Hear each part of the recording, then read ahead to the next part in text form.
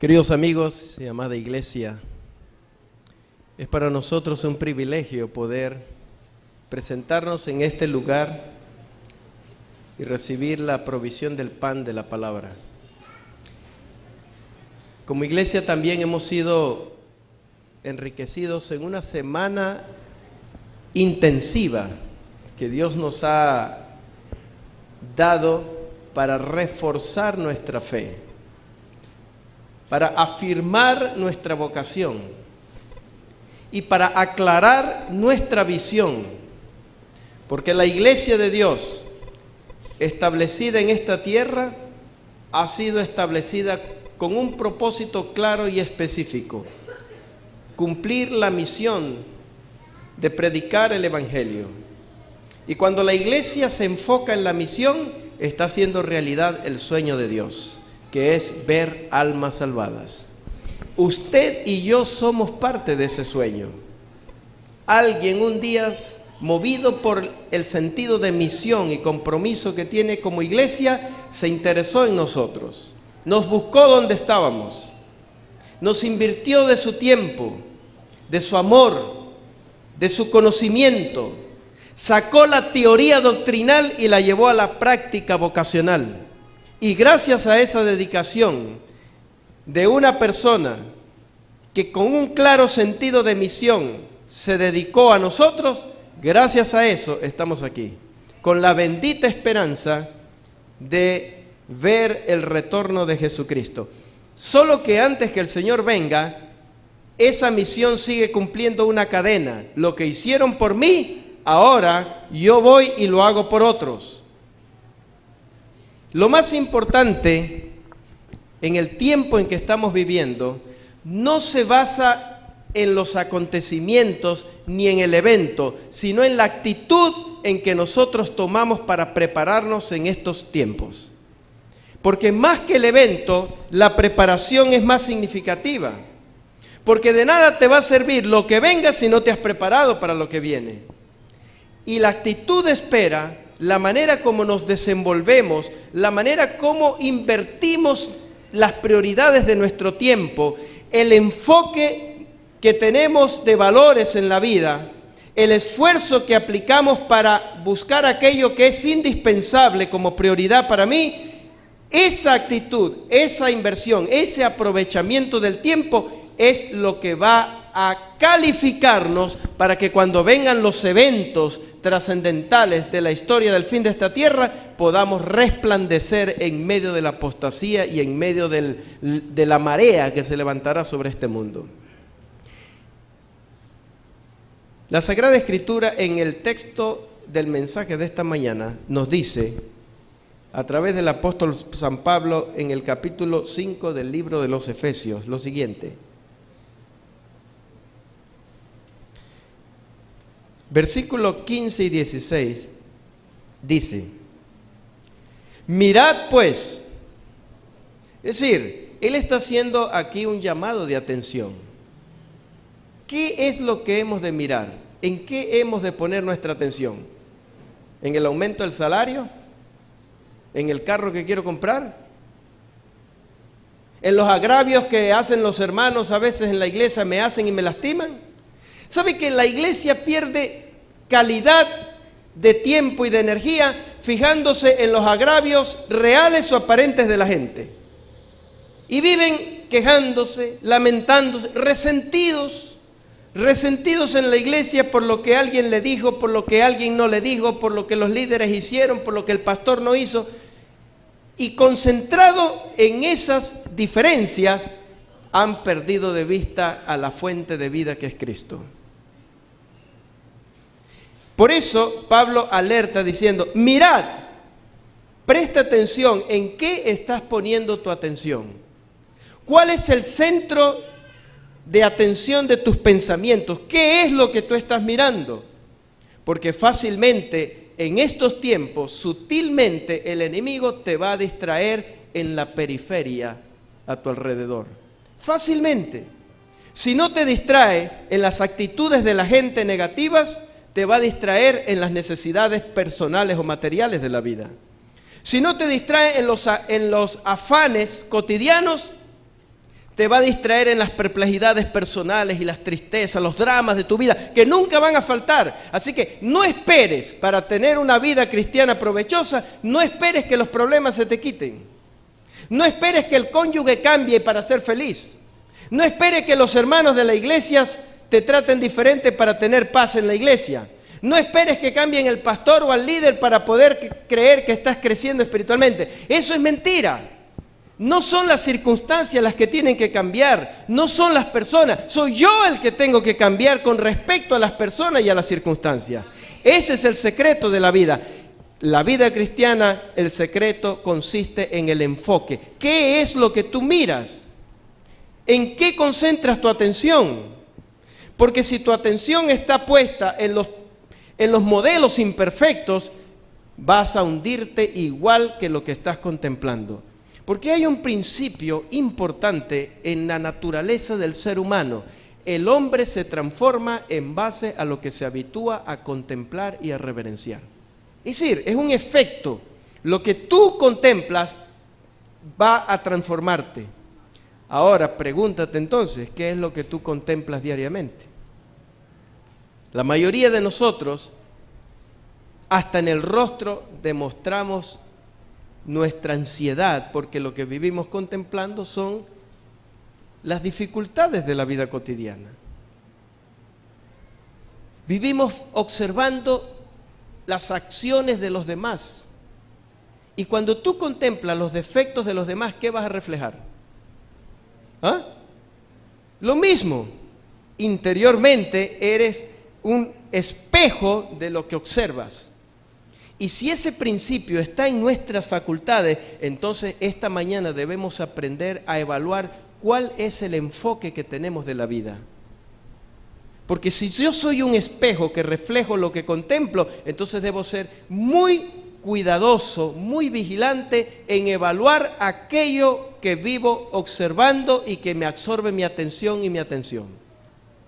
Por eso Pablo dice, mirad con diligencia, con atención, con prontitud, mirad cómo vais a andar. No como necios. Interesante esta frase y que la vamos a aplicar ahorita en otro texto que se relaciona. No andéis como necios, sino como ¿qué? Como sabios. Y aquí viene el versículo 16, clave la palabra, aprovechando bien el tiempo. Cada día es una oportunidad para ser mejores. Porque el desafío del cristiano es crecer cada día en la experiencia hacia la excelencia. El cristiano que se conforma en un pseudo cristianismo, en un proselitismo religioso y se acostumbra a eso, se estanca, y cuando tú te estancas en la vida cristiana te mueres. La vida del cristiano es una vida de progreso, de desarrollo. Nunca va a acabar, porque nunca podrás decir llegué al tope, pero siempre estarás avanzando, creciendo, buscando la altura, porque tu lugar es la cima. Allí un día se levantó en esa cima el Redentor y allí nos espera con los brazos abiertos. Y nunca debemos nosotros ni conformarnos en el nivel en que estamos, ni tampoco, mucho menos, rendirnos hasta donde hemos llegado. Lo que se ha invertido por nosotros, lo que el cielo arriesgó por nosotros, debe hacernos pensar que rendirnos nunca es una opción. Porque Él verá un día el fruto de su aflicción y quedará satisfecho cuando un día las puertas perladas de la Nueva Jerusalén se abran y tú entres, tal vez golpeado, mutilado de las luchas de esta vida, pero llegarás. Y la mayor satisfacción será cuando entres allí y el Señor con una sonrisa te diga: Miguel, qué bueno que llegaste, qué bueno que estás aquí, porque te estuve esperando. Y yo invertí todo para que tú pudieras llegar. Así que no hay excusa.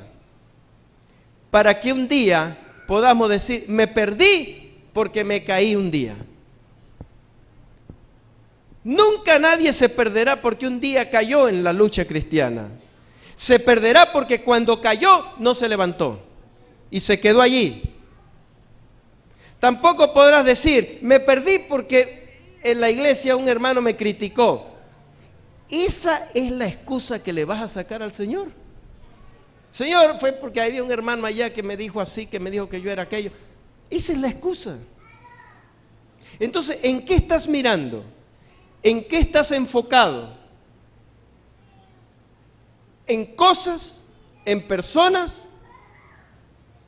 ¿O estás enfocado en la redención y la corona de la vida que a un precio tan alto Dios nos ha otorgado?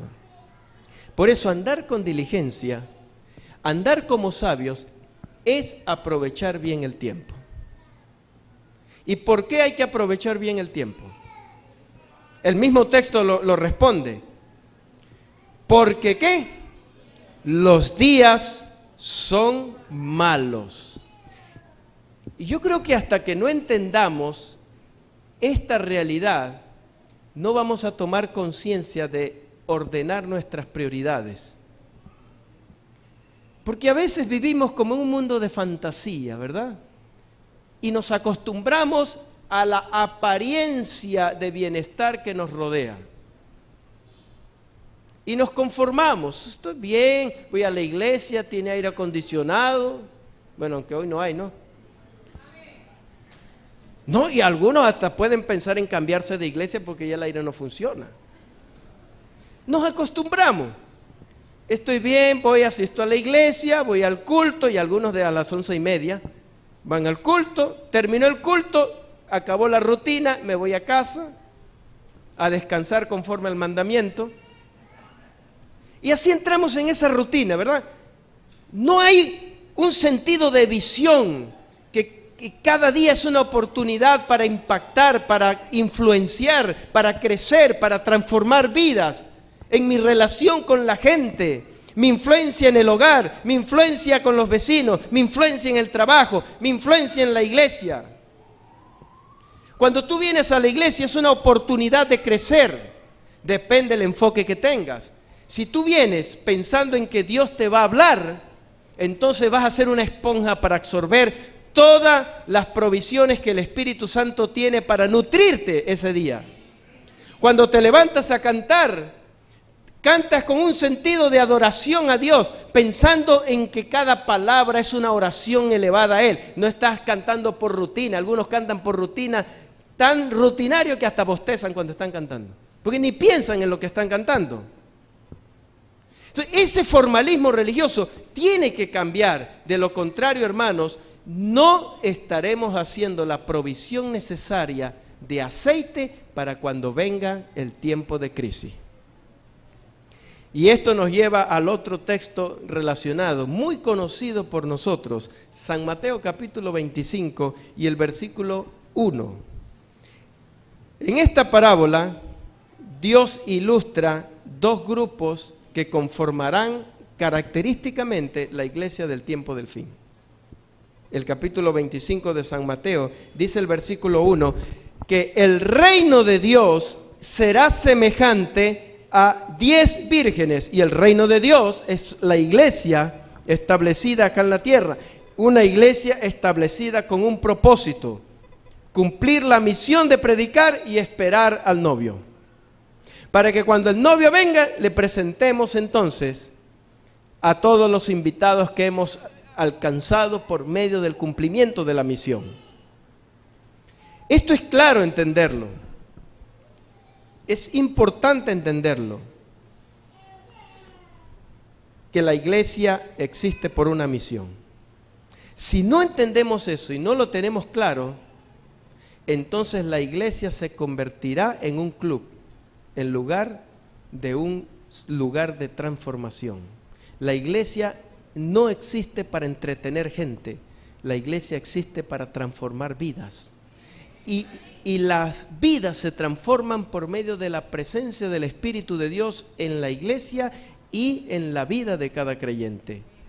Si no está la influencia del Espíritu Santo interactuando en la iglesia o en la vida del creyente, no tendremos ningún impacto significativo en la conversión de las personas. Solamente podremos alcanzar a convencerlos de una doctrina, pero convertirlos al Evangelio es otra cosa. Es una obra que hace el Espíritu Santo cuando está presente en el ambiente de una iglesia. Y esta era la característica que diferenciaban a las 10 vírgenes. El Señor Jesús dice que en la iglesia habrán 2 grupos y se diferencian por un detalle especial. 5 de ellas, dice el versículo 2, 5 de ellas eran ¿qué? ¿Recuerdan esa palabra dónde fue mencionada? Fue mencionada por el apóstol Pablo en Efesios 5. Andad, sed prudentes como andéis, no como necios, sino como sabios. 5 de ellas eran prudentes y las otras 5 eran ¿qué? Necias. Hay una relación entre Pablo y el mensaje de Jesús. Pablo dice, más adelante vuelve a enfatizar, mirad con diligencia cómo andéis, no como necios, no como las 5 vírgenes que eran necias, sino andad con prudencia como las 5 vírgenes que eran prudentes. Estos 2 grupos identifican 2 tendencias, 2 actitudes en la iglesia que espera el retorno de Cristo. ¿Y cuál es esa diferencia? Porque miren lo que dice que el versículo 1 dice que las 10, número 1, esperaban al novio. Las 10, no eran 5, las 10 esperaban al novio. Número 2, las 10 tenían ¿qué? Lámparas. No eran 5 las que tenían lámparas, las 10 tenían lámparas, las 10 esperaban al esposo. Así que lo que diferencia a la iglesia hoy día no está en el hecho de que tú tengas la bendita esperanza en tu corazón. ¿Cuántos esperan la venida de Cristo? Todos. Tampoco consiste en que tengamos iglesia. Las 10 tenían lámparas. Tú puedes tener iglesia, puedes tener espíritu de profecía, puedes tener instituciones, puedes tener radio, eso no es la diferencia tampoco. La gran diferencia que hacía unas prudentes y unas insensatas, ¿en qué consistía? Y ahí está claramente marcado. El versículo 3 dice, las insensatas tenían las lámparas, es decir, tenían la estructura eclesiástica, pero no tenían ¿qué? ¿Y qué puede hacer la iglesia sin el Espíritu Santo? Nada. Y eso tenemos que aceptarlo y entenderlo para que cambie nuestra dinámica. La iglesia sin el Espíritu Santo es un club social. Y no ese es el propósito por lo cual Dios tiene su iglesia aquí. Las prudentes tenían la lámpara, es decir, eran miembros de la iglesia, tenían la estructura de la iglesia, tenían todas las herramientas que la iglesia provee, pero además de eso, tuvieron la sensatez, la diligencia, la preocupación de hacer provisión de aceite día a día, hora tras hora, mientras esperaban la venida del novio. Ahí es donde está el secreto. En la manera como tú esperas a Cristo, en la actitud como tú estás esperando a Cristo, porque las insensatas esperaron a Cristo relajadas, indiferentes.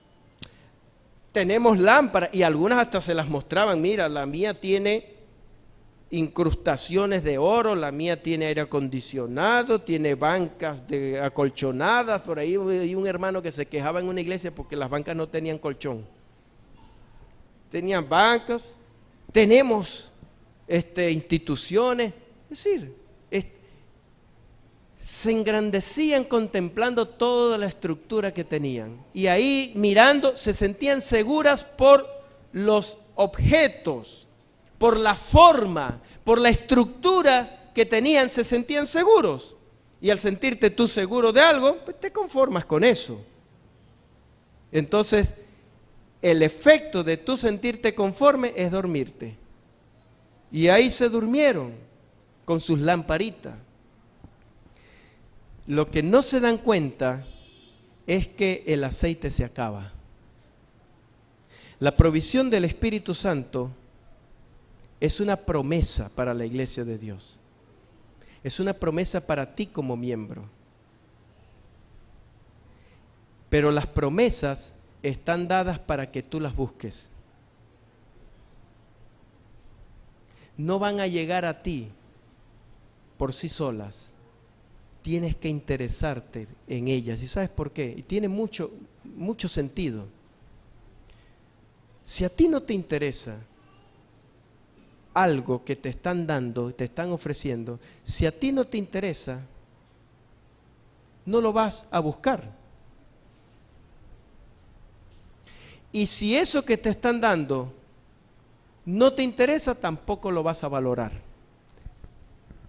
Y yo estoy seguro que la razón por la cual muchos de nosotros en el plano personal y muchas iglesias carecen de un impacto de la presencia del Espíritu Santo es porque no le hemos dado al Espíritu Santo la importancia, el valor. Y si no lo valoramos, Dios no te lo va a dar. No porque Dios sea egoísta o caprichoso, sino que Él no te va a dar algo que no vas a valorar. Si te lo da y no lo valoras, se desperdicia. Y el Espíritu Santo es un recurso que moverá el mundo y transformará el mundo, y es tan valioso y tan provechoso que Dios solo lo va a dar a quienes lo aprovechen, a quienes lo valoren. ¿Y cómo lo vas a valorar? Ahí está el punto del mensaje de esta mañana. Aprovechando bien el tiempo. ¿Cuál tiempo? El de ahora. No esperes que el Espíritu Santo va a venir y lo vas a buscar cuando llegue la ley dominical. Algunos están pensando en el evento y la ley dominical y cuando tengamos que salir a los montes. No te concentres en el evento, concéntrate en la preparación para ese evento. Si tú no tienes aceite, cuando llegue ese evento, tu lámpara va a parpadear y se va a apagar. Y le va a pasar tu experiencia lo mismo que las 5 vírgenes insensatas que se durmieron, y cuando llegó el novio y llegó el momento, el evento por el cual estaban esperando, salieron a correr, pero sus lámparas se le apagaron. ¿Y de qué le sirvió la lámpara? ¿De qué le sirvió la iglesia? ¿De qué le sirvió la doctrina? De nada. Solo tenían la forma, pero no tenían el espíritu. Y el espíritu es el que da vida, la forma no. Y ahí es donde debemos enfocar nuestra obsesión, obsesionarnos por el Espíritu Santo. Hacer de Él una necesidad diaria. Hacer de Él una prioridad. Hacer del Espíritu Santo alguien popular en la iglesia. En nuestros cultos de oración, en nuestros grupos pequeños. Cada actividad, cada reunión que la iglesia hace es una oportunidad para derramar gotas de la lluvia tardía sobre su iglesia. Debe ser popular para nosotros, debe ser una ansiedad para nosotros. Y no es un asunto de un evento, no es cuando hay una campaña evangelística que corro a buscar a la iglesia. Si tú vienes por un evento, cuando termine el evento, hasta te sientes aliviado. ¡Oh! Ya, terminó la campaña, vamos a comer pizza. Como que te quitas un peso encima. Ya cumpliste con el deber, terminó. Y amados, la vida cristiana no consiste en programas, en cumplir un deber, en ir a apoyar a la iglesia y a los líderes. No, la vida cristiana es un estilo de vida. Es una experiencia que se enriquece día a día. Y cada actividad es esa oportunidad que el Espíritu de Dios nos concede a nosotros para derramar su lluvia tardía sobre cada uno de nosotros. Cuando Jesús se marchó de esta tierra, Él dejó establecida una iglesia.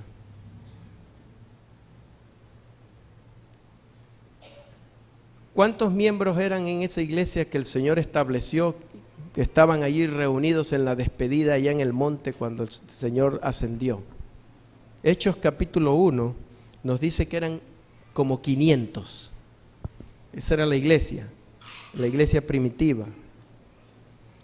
En el capítulo 1 de Hechos, dice que allí Jesús les dio una orden que era la prioridad. Era la prioridad para la iglesia primitiva y es la prioridad para la iglesia remanente, la iglesia del tiempo del fin. Y estando juntos, versículo 4, les mandó que no se fueran de Jerusalén, sino que esperasen la promesa del Padre. Porque ciertamente Juan bautizó con agua, pero vosotros seréis bautizados con el Espíritu dentro de no muchos días. El primer requisito del bautismo del agua, la mayoría, todos estamos aquí. Pero hay una promesa que va mucho más allá del bautismo del perdón de los pecados. Es el bautismo de la capacitación. Y antes de que la iglesia siquiera tratara de emprender su obra de predicación o a empezar a organizar iglesias, a nombrar ancianos, a establecer una organización, antes de todo eso Jesús les mandó una orden primaria. ¿Y cuál fue? Esperen, yo sé que ustedes están ansiosos de ir a hacer la obra, pero de nada les va a servir hacer la obra sin el poder requerido. Por eso Jesús, en vez de que se fueran a la acción, los mandó a la devoción. En vez de que fueran al trabajo, les ordenó ir a una comunión. Esperen en Jerusalén. Y el versículo 8 dice la razón por la cual tenían que esperar. Porque allí, ¿qué cosa? Recibiréis poder. Poder. Y eso es lo que necesitamos hoy día para impactar a un mundo que se está desintegrando allá afuera. El mundo debe conocernos por ese poder. El mundo no nos debe conocer porque no comemos puerco, hermanos.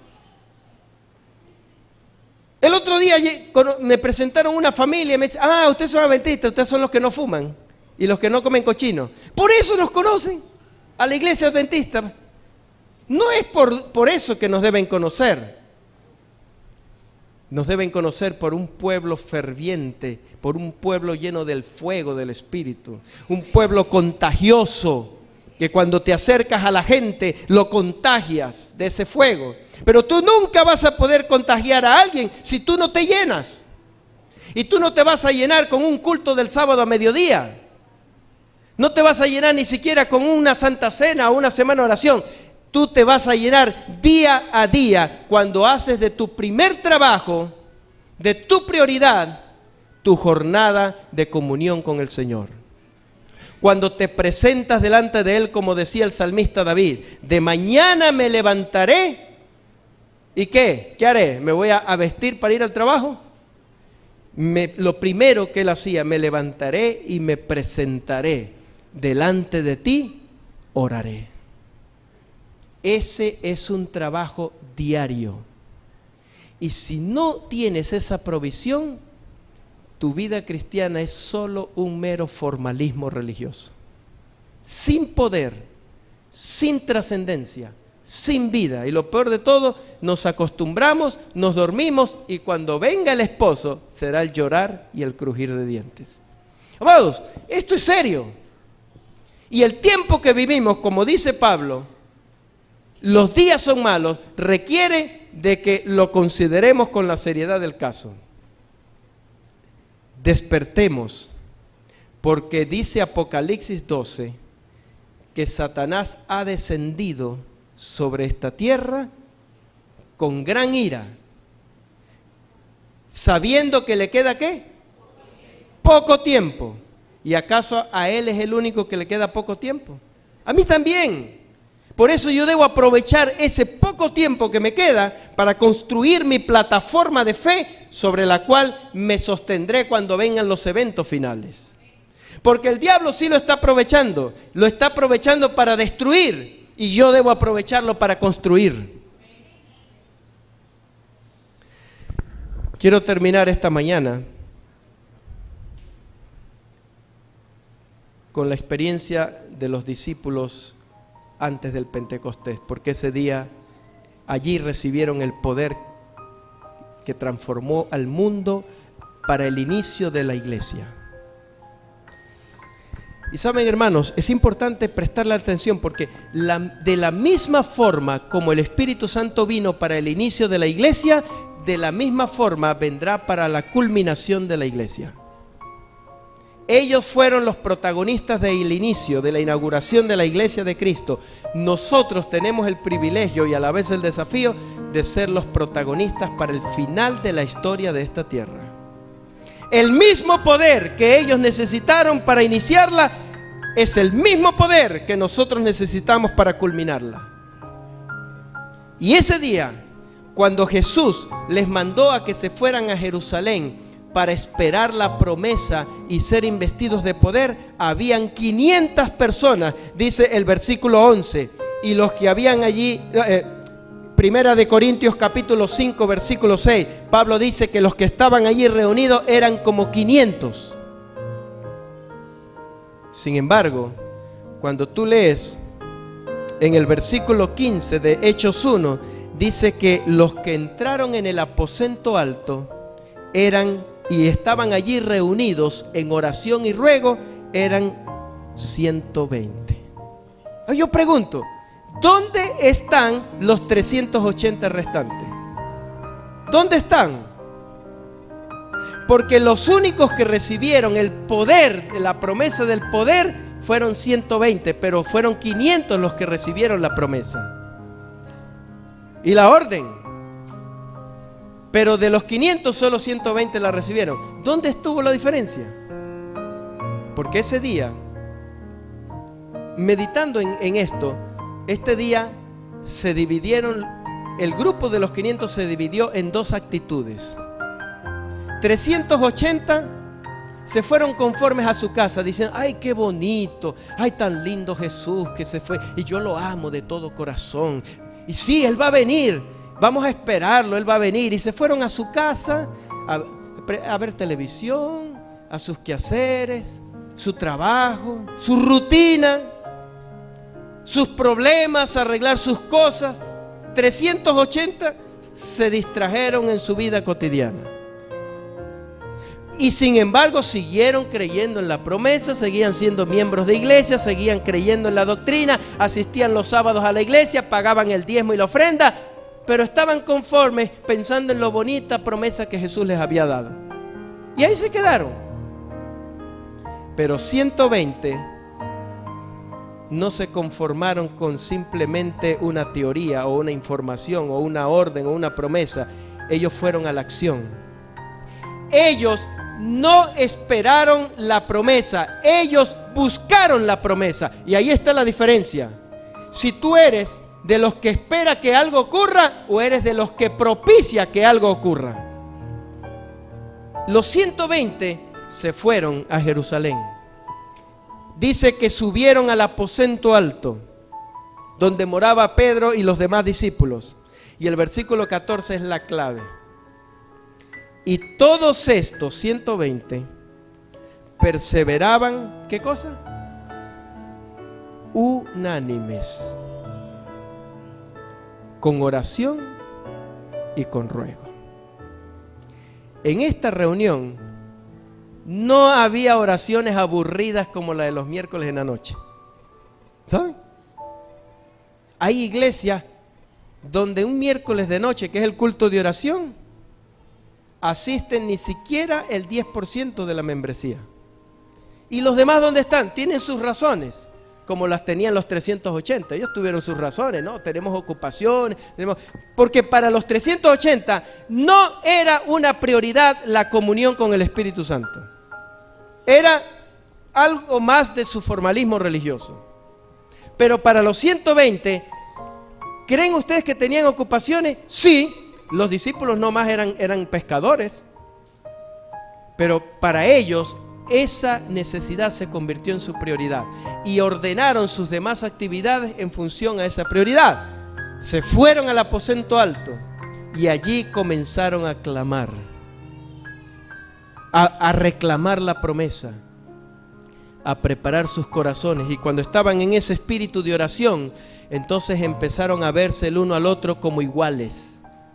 Ya Juan no se veía como el secretario de Estado del gobierno. Ya Pedro no se veía como el ministro de Defensa. Ya Jacobo tampoco se veía como uno de los guardaespaldas del reino de Cristo, como era la ambición que ellos tenían. Ahora se veían como al otro superior a él. Y cuando humillaron sus corazones, se despojaron del yo y se vaciaron de sí mismos, entonces sus vidas estaban en condiciones de ser llenos. Porque nunca dos cuerpos pueden ocupar el mismo espacio. Si queremos ser llenos del Espíritu, primero tenemos que vaciarnos del yo, de la autosuficiencia, del conformismo, del orgullo que tanto divide a las iglesias.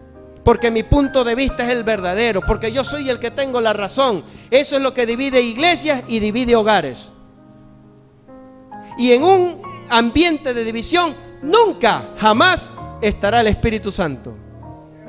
Porque el ambiente para que el Espíritu Santo entre es la unidad. Y cuando ellos llegaron a esa unidad, ay, hermanos, es lo que esperamos ver para este tiempo.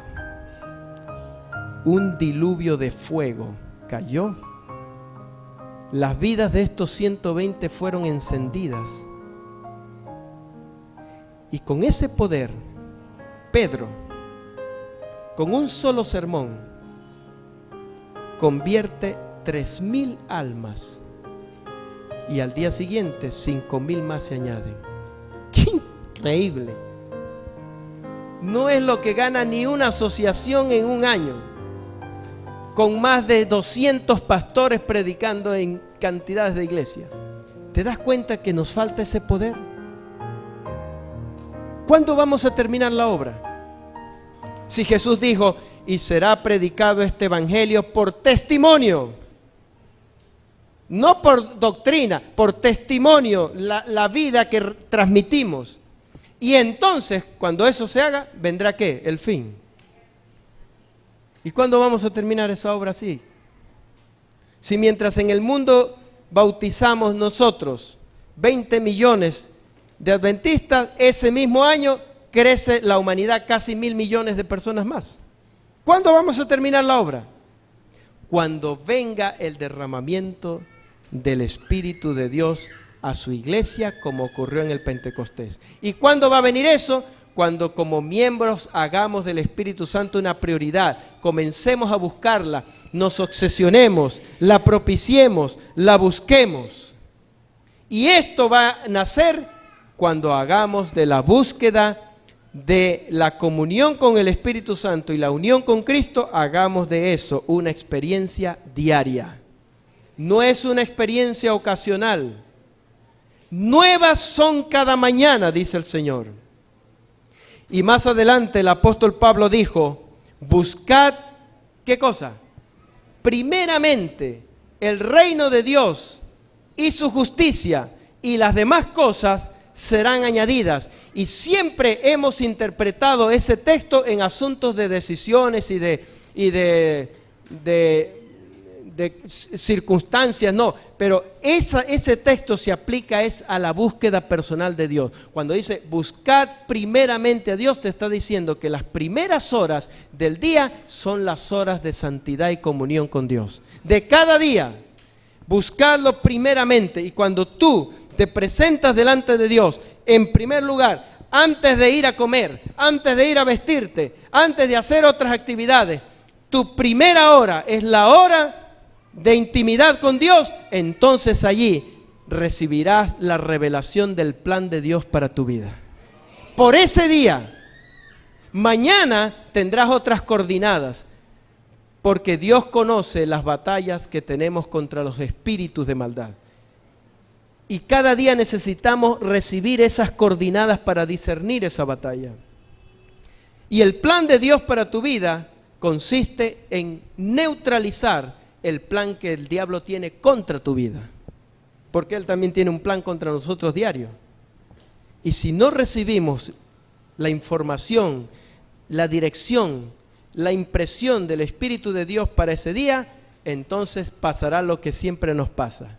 Salimos a enfrentar a un mundo con potestades de las tinieblas y nos estrellamos, nos machucamos, nos lastimamos y llegamos al final del día desanimado y derrotado. El evangelio no funciona para mí. Claro que no funciona, porque no depende de ti, no depende de tu fuerza, depende de mi espíritu, dice el Señor. Y si no tienes una sincera intención de necesidad de la comunión diaria con el Espíritu Santo, no tendremos poder para vencer. Querida iglesia, amigos, el llamado de Dios en esta mañana es a ser llenos del Espíritu. Qué lindo mandato del apóstol San Pablo. Sed llenos. Pero para ser llenos tienes que evaluar de qué estás lleno primero, porque primero tienes que vaciarte. Tal vez estás lleno de formalismo, tal vez estás lleno de resentimiento. ¿Será que esta mañana hay gente que está resentida con algún miembro de la iglesia, inclusive resentida con su cónyuge? Están aquí pero ni duermen juntos, se pelean. ¿Y cómo pretendes pasar la vida eterna allá con ellos si aquí no te tolera? Si aquí no toleras a tu hermano en la iglesia, ni toleras a tu cónyuge o a tus padres o a tus hijos, si aquí no los toleras, ¿cómo pretendes pasar la vida eterna con ellos allá? Hay que vaciarnos de ese orgullo, de esos resentimientos. ¿De qué estamos llenos? ¿De vicios, de pasiones, de entretenimiento? ¿Será que nuestro interior está lleno de pecados ocultos? Sincerízate con Dios. Ve a tu casa, háblale con el corazón. Señor, abro mi corazón para que tú lo vacíes. Saca de mí eso que está estorbando y lléname. ¿Quieres ser lleno del Espíritu de Dios? Es un recurso lindo y maravilloso. Te vas a aterrar de lo que el Espíritu puede hacer en una vida dispuesta a ser guiada por Él. Y el mundo solamente así conocerá que somos hijos de Dios. Que Dios te bendiga. Y añada esta inquietud a la conciencia de cada uno de nosotros, que somos parte de este pueblo remanente y somos responsables del cumplimiento de la misión colectiva de la iglesia. Que Dios nos bendiga y nos guarde esta mañana.